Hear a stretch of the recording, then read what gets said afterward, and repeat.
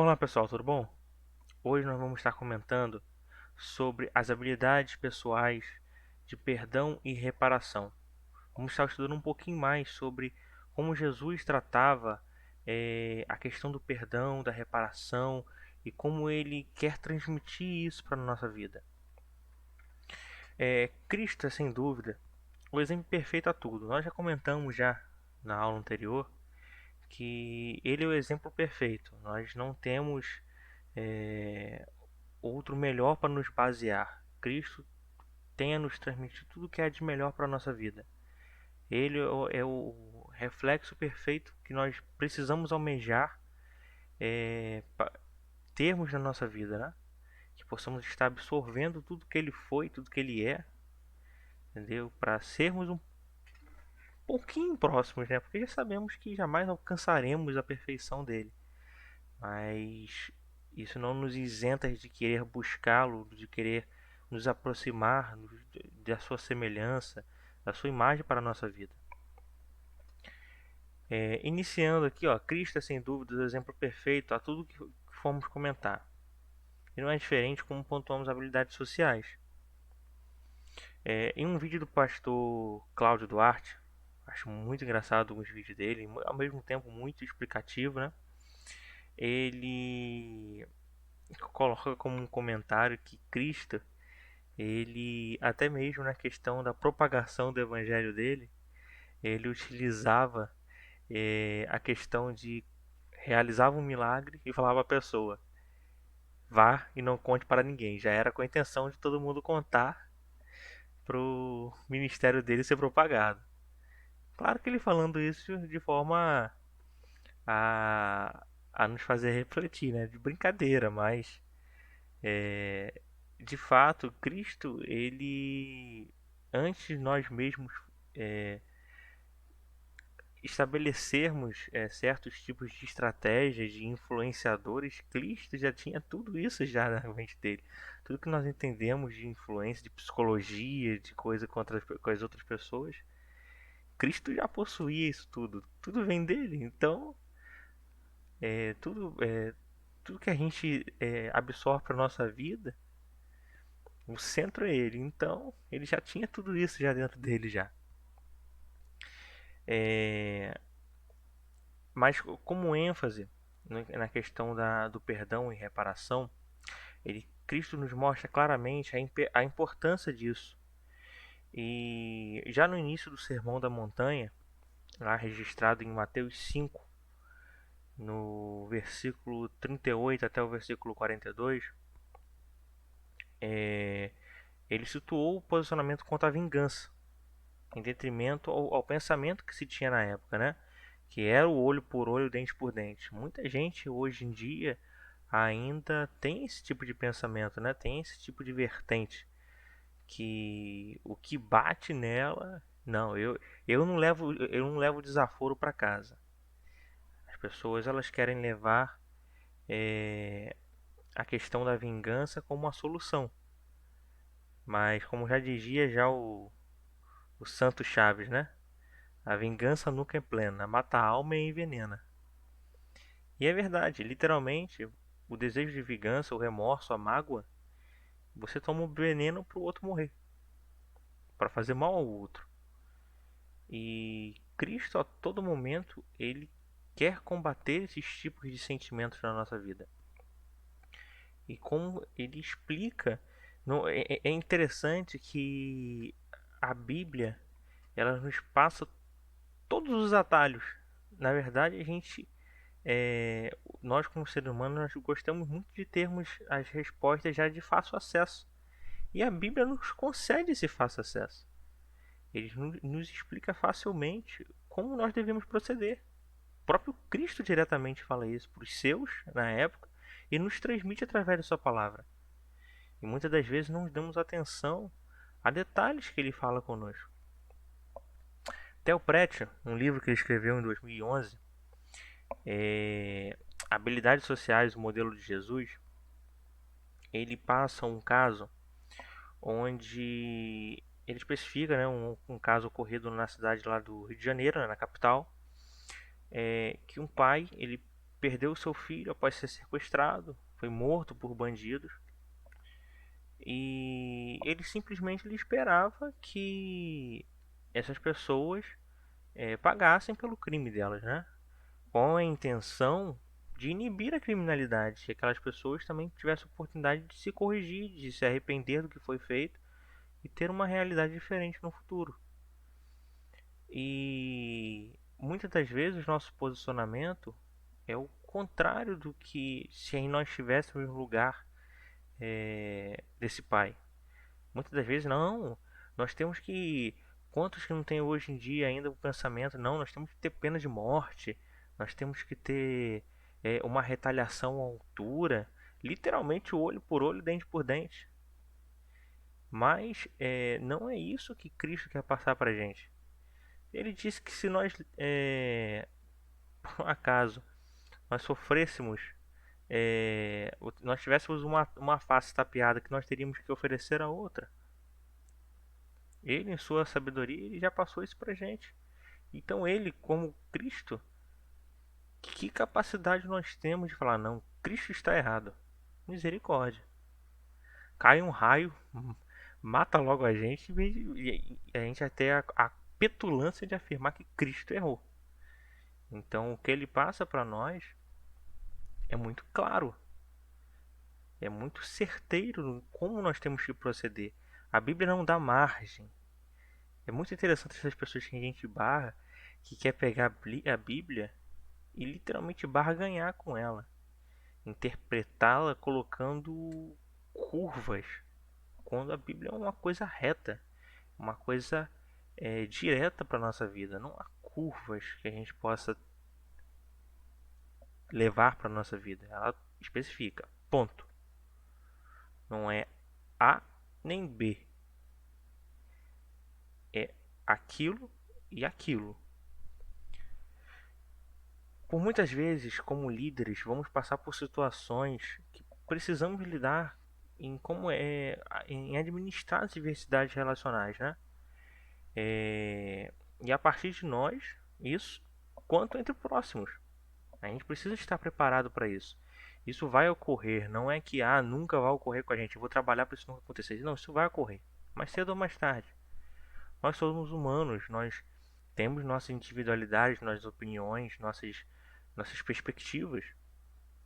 Dentro do corpo da Igreja de Cristo, nós encaramos esses tipos de realidade, onde pessoas têm pensamentos distintos, mas nós trabalhamos em unidade. E nós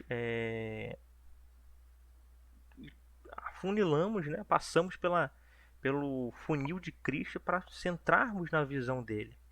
Mas a gente possui nossas individualidades e, vez ou outra, é natural a gente ter algum ponto de vista diferente que se choca. Mas a gente tem que saber administrar isso. Não deixar a coisa evoluir, não deixar a coisa propagar a um ponto que sentimentos ruins podem ser gerados, onde o tempo passa, literalmente, pessoas ficam sem se falar muito tempo, às vezes por causa de um alfinete, exemplificando em questão de proporção, né? Que a outra não gostou, por causa de um ponto, uma coisa micro. Mas acontece. E a gente precisa enxergar isso e trazer para a nossa vida para que isso não se propague a proporções incomensuráveis. Quantas são as pessoas que perdem uma amizade, perdem um relacionamento de anos por causa de uma opinião política no Facebook, em redes sociais, em Twitter, em Instagram, por causa de uma opinião. É muito, é muito fácil hoje em dia nós tratarmos relacionamentos como descartáveis, né? Mas eu vou comentar um pouquinho isso mais para frente. Eu queria me atentar agora a 3 pontos que eu gostaria de tomar emprestado do livro de Del Prete, que são as habilidades de solicitar, reparar e conceder. Depois eu vou voltar um pouquinho sobre essa questão que eu falei da questão de perda de relacionamento. Ponto 1. Solicitar. No livro de Mateus, no capítulo 6, versículo 9 a 13, ainda no Sermão na Montanha, nós encontramos a oração do Pai Nosso. Cristo nos instrui como orar. Mas eu quero me atentar a uma parte específica, que é o versículo 12, que Cristo nos passa dessa forma: perdoa as nossas dívidas, assim como nós perdoamos aos nossos devedores. Cristo nos transmite, através desse versículo, a importância da solicitação, a petição do perdão, né? De forma falada. E isso parece até fácil, nós chegarmos assim, orarmos, né? A nossa oração cotidiana é fácil. Perdoa as nossas dívidas. Pai, perdoa o que temos cometido. Mas e na prática? Como é que isso tem funcionado na nossa vida? Será que isso realmente tem sido efetivo? Ou só fica literalmente na oração cotidiana? Ainda utilizando as palavras do livro ainda, de Del Prete, as habilidades de solicitar desculpa ou perdão são muito difíceis, pois elas implicam no reconhecimento do erro. E eu cheguei a comentar aqui a respeito, sendo cômico e trágico ao mesmo tempo, que é muito natural, acabou se tornando natural pra gente, encararmos pessoas em noticiários literalmente criando personagens fictíveis, verdadeiros clones, porque eles negam, muitas das vezes provadas por documentos, por gravações, que aquela situação não se refere a ela. Não, aquele ali não sou eu. Criaram literalmente um clone pra botar a pessoa ali. Não, aquele ali não sou eu. Não, essa aqui não é minha assinatura. Porque as pessoas não querem assumir o erro que cometeram. Assumir um erro é muito difícil. Só que é necessário. Nós, por muitas das vezes, por ego, queremos bater pé firme onde não tem-se base para isso. Pessoas levam verdade para a vida dela pelo simples fato que elas querem que aquilo ali seja uma verdade para a vida dela. E isso leva a pessoa a acreditar de tal forma que, sinceramente, eu acho que as pessoas mentem com uma facilidade tão grande para negar e não assumir o erro, que eu acho que elas conseguem acreditar na própria mentira. As pessoas, elas não querem solicitar perdão, porque solicitar perdão significa ser fraco. Você pede desculpas porque, não, você não pede desculpas não, que você tudo pede desculpas. Você pedir desculpas não é você ser rebaixado, pelo contrário, é você sinalizando para a pessoa que o relacionamento que você tem com ela é muito superior a um ato que possa ter existido de controverso. Você precisa ter a humildade de enxergar os próprios erros. Comentários já ouvi já algumas vezes já que quando você reconhece o erro, 50% está resolvido. E nós precisamos ter esse reconhecimento, essa solicitação. Nós precisamos encarar como o salmista encarou lá no Salmo 51. Ele clama a Deus dizendo: Senhor, contra ti pequei, contra ti errei. O Senhor conhece minhas transgressões, então me perdoa. Aceita minha petição, aceita a minha solicitação de perdão. O primeiro passo é esse, a solicitação, reconhecer o erro. Primeiro ponto. Segundo ponto, reparar. Na sociedade atual, nós possuímos na legislação a possibilidade de reparação, né? Sendo trabalhado com ganhos significativos, principalmente para caráter educativo, né? Eles falam que é correção de caráter educativo. Exemplificando, eu coloquei alguns exemplos aqui. Questões de pichadores, né? Que eles recebem sentença para pagar as instruções que fizeram, né? Ir lá e corrigir. Vândalos que possam ter danificado de alguma forma algum patrimônio público. Eles são sentenciados a consertar cadeiras escolares, reparar fachadas de instituições públicas e outras coisas.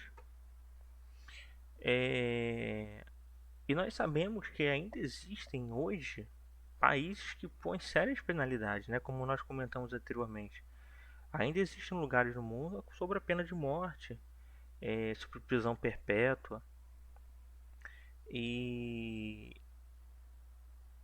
Mas Cristo, ele nos propõe que nós fujamos desses costumes, né? E eu coloquei aqui o texto de João 8, de 13 a 11, que é muito conhecido nosso. João 8, de 13 a 11. Eu coloquei o texto aqui para nós vermos, que diz o seguinte: Os mestres da lei dos fariseus trouxeram uma mulher surpreendida em adultério. Fizeram-no ficar em pé diante de todos e disseram a Jesus: Mestre, esta mulher foi surpreendida em ato de adultério. Na lei, Moisés nos ordena apedrejar tais mulheres. E o Senhor, o que diz? Estavam eles usando essa pergunta como uma armadilha, a fim de terem uma base para acusá-lo. Mas Jesus inclinou-se e começou a escrever no chão com um dedo. Visto que continuavam a interrogá-lo, ele se levantou e lhes disse: Se algum de vocês estiver sem pecado, seja o primeiro a tirar a pedra nela. Inclinou-se novamente e continuou escrevendo no chão. Os que o ouviram saindo, os que o ouviram foram saindo, um de cada vez, começando com os mais velhos. Jesus ficou só, com a mulher em pé diante dele. Então Jesus pôs-se de pé e perguntou-lhe: Mulher, onde estão eles? Ninguém a condenou? E ela respondeu: Ninguém, Senhor. E Jesus declara: Então também eu não a condeno. Agora vá e abandone sua vida de pecado. Cristo dá a oportunidade a ela de reparar aquilo que ela cometeu. Ela cometeu o erro. Cristo não foi conivente com o erro dela. Só que nós, muitas das vezes, agimos como os fariseus.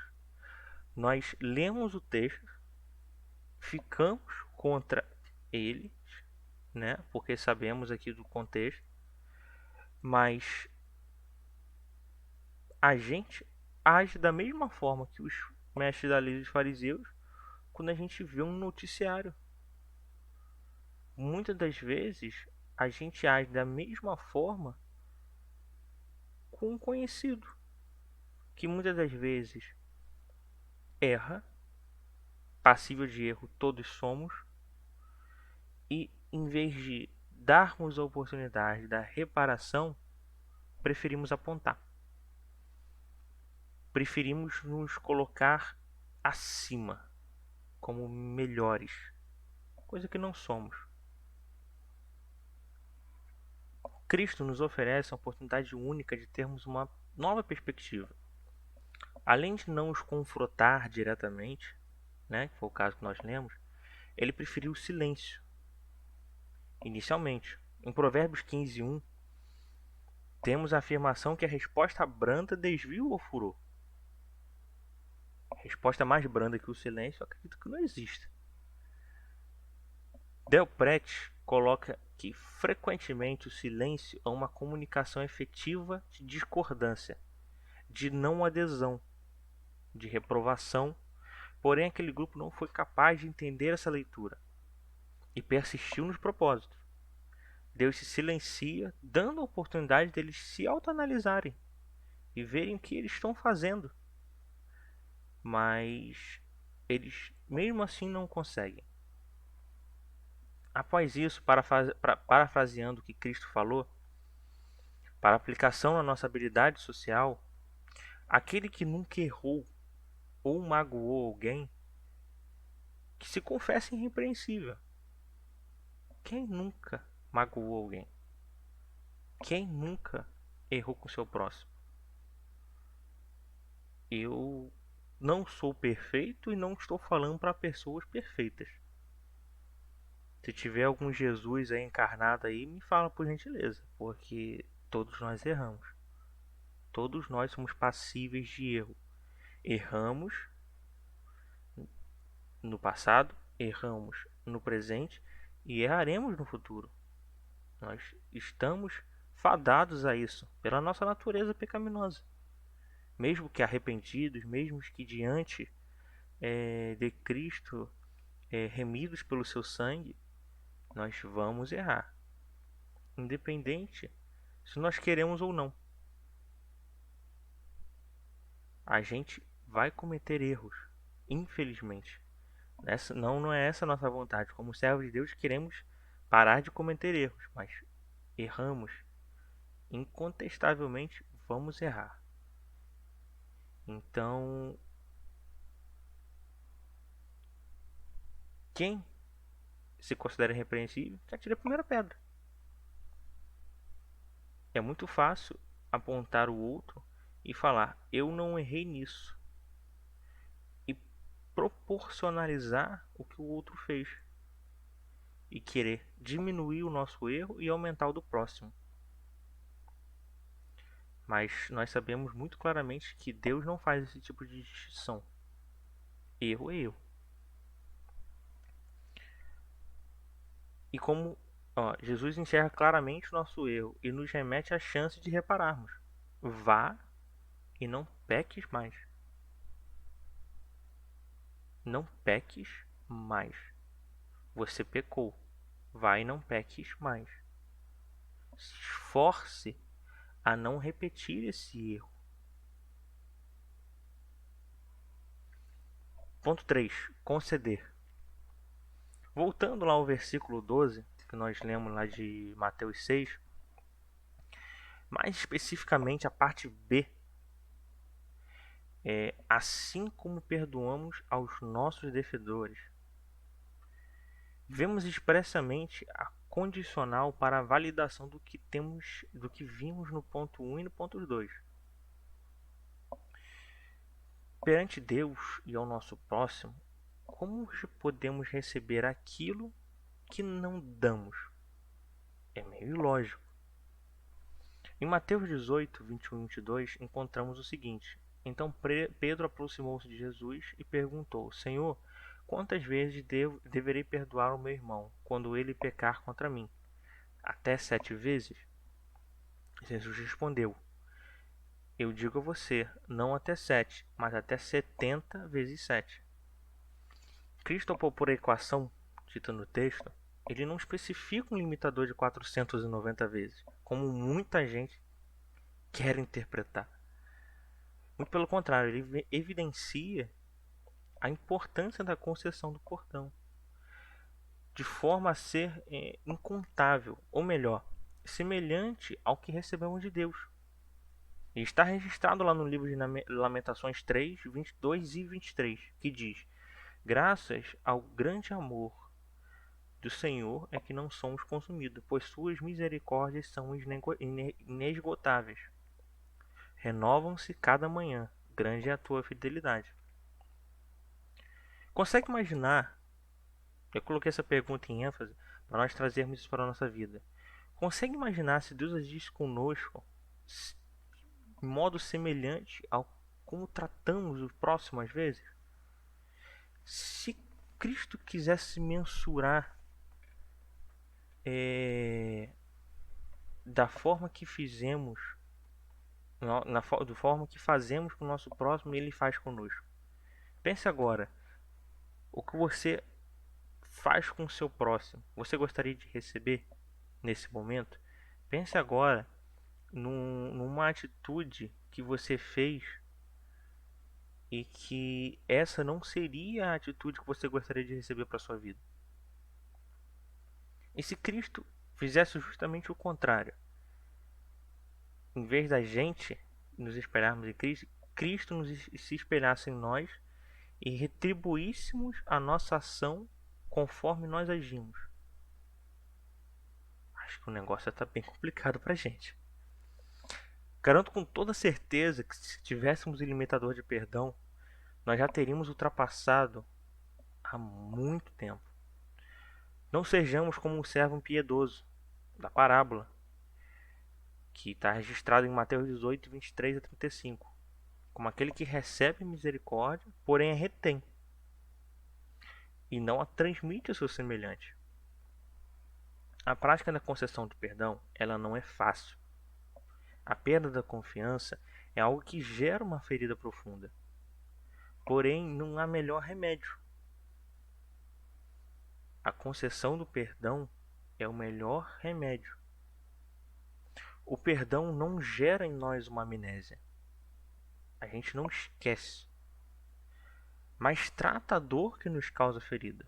Ele é o mertiolate dessa ferida. Uma ilustração que o nosso pastor já contou muitas vezes na nossa igreja e que fica muito fácil da gente enxergar isso é de um filho cujo pai possuía uma escultura em formato de coração e que onde todo o erro e desobediência que aquele filho fazia, o pai ia lá e pregava um prego naquele coração. Ia lá, botava um prego no coração. O garoto, enxergando que havia muitos pregos já naquele coração, ele vira ao seu pai e pede perdão aos erros que ele cometeu. E o pai o perdoa. Chega no coração e retira todos os pregos. Só que o garoto visualiza que o coração não está mais como era. Agora ele possui marcas, ele possui cicatrizes. Essa é a lembrança. Lembrança é essa que nós carregaremos pela nossa vida, mas que são cicatrizes que não provocam mais dor. É isso que a gente tem que levar para a nossa vida.